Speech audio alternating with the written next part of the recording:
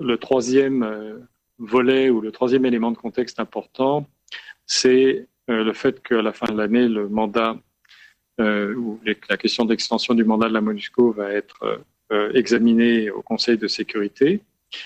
Dans cette perspective, et comme d'habitude, nous devons préparer avec la MONUSCO le rapport du secrétaire général au Conseil de sécurité. Vous savez que nous avons conclu avec le gouvernement l'année dernière un plan de désengagement de la MONUSCO qui prévoyait une première étape, celle du Sud Kivu, et puis qui prévoyait qu'ensuite du processus ferait l'objet de consultations régulières et d'état des lieux avec le gouvernement congolais.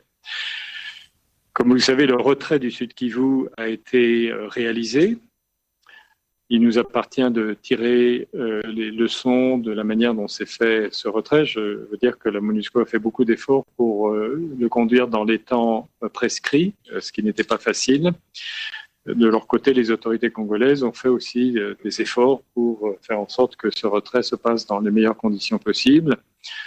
Il y a des leçons à tirer, je l'ai indiqué.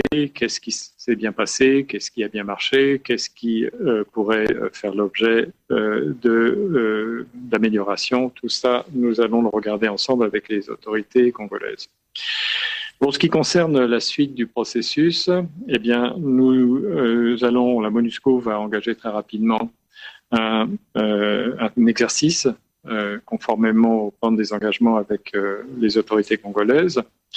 Bien sûr, nous avons parlé de cette question avec les autorités. Je crois que ce que l'on peut dire, c'est que nous avons entendu de la part des autorités des attentes vis-à-vis de la MONUSCO, du rôle qu'elle est encore appelée à jouer dans la période à venir. Ça ne veut pas dire que l'esprit du désengagement doit ne plus nous inspirer, ne plus nous guider, parce que nous pensons tous, et d'ailleurs évidemment les autorités en sont d'accord, que l'objectif doit rester le désengagement, puisque l'objectif doit rester de créer les conditions, dans toute la mesure du possible, pour que le désengagement de la MONUSCO soit possible. Mais il est certain que nous sommes actuellement dans une phase d'évaluation et de consultation avec les autorités congolaises. Et lorsque nous avons discuté de ce sujet avec les autorités congolaises, d'abord, je le dis, nous avons d'abord entendu des attentes quant au rôle sur le terrain qui est encore demandé et attendu de la part des autorités congolaises.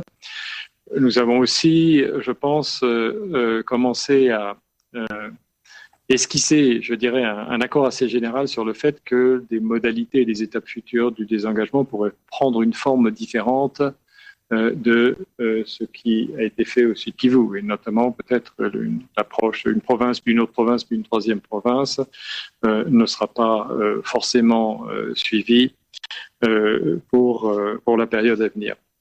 En tout cas, j'ai déjà indiqué à la presse que cette date, qui d'ailleurs a toujours été plutôt une rumeur que quelque chose de réel, et encore moins quelque chose d'acté, cette date un peu fantasmée, selon laquelle au 31 décembre 2024, la MONUSCO aurait quitté le Congo.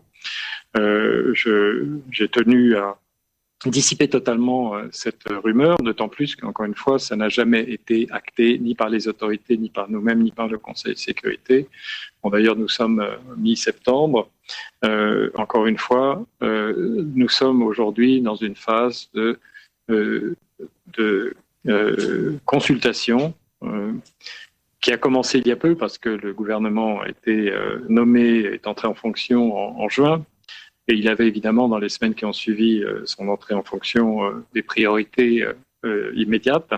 Donc ces consultations ont commencé il y a peu, mais nous allons les intensifier. Et donc nous verrons évidemment plus en détail ce qui est attendu de nous de la part des autorités congolaises. Et en fonction de cela, nous verrons comment il nous appartient peut-être d'esquisser les prochaines étapes. Et aussi de vérifier, de penser à la meilleure allocation de nos ressources en fonction des besoins actuels, mais aussi des évolutions qui peuvent se produire s'agissant tant de la situation sécuritaire, de la situation humanitaire, mais aussi bien sûr de l'évolution du processus diplomatique. Voilà peut-être en quelques mots ce que je voulais vous dire. Peut-être deux choses. Enfin, bien entendu, la situation humanitaire reste très préoccupante et il suffit de faire quelques kilomètres, sortir de Goma pour voir ce que nous avons fait de près, ce qu'il en est. Et bien sûr, nous avons une responsabilité de protection des civils dans toute la mesure de nos moyens que nous voulons continuer à exercer. Vous le savez, les attentes sont souvent disproportionnées par rapport à ce que nous pouvons faire, mais enfin, il y a, je l'ai souvent dit, des centaines de milliers de civils qui sont protégés par, ou en tout cas avec le soutien de la MONUSCO, avec le soutien des agences humanitaires des Nations Unies.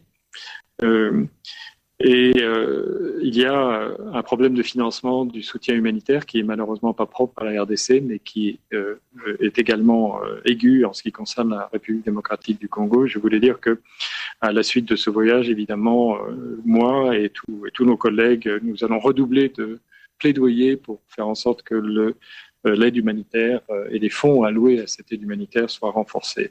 Enfin, et dernière chose, je disais, les situations non seulement évoluent selon les provinces, selon les territoires, mais elles sont très différentes aussi. Et on peut s'en rendre compte lorsque, comme je l'ai fait, on visite l'Ituri, où il y a aussi des défis, mais des défis d'une nature différente.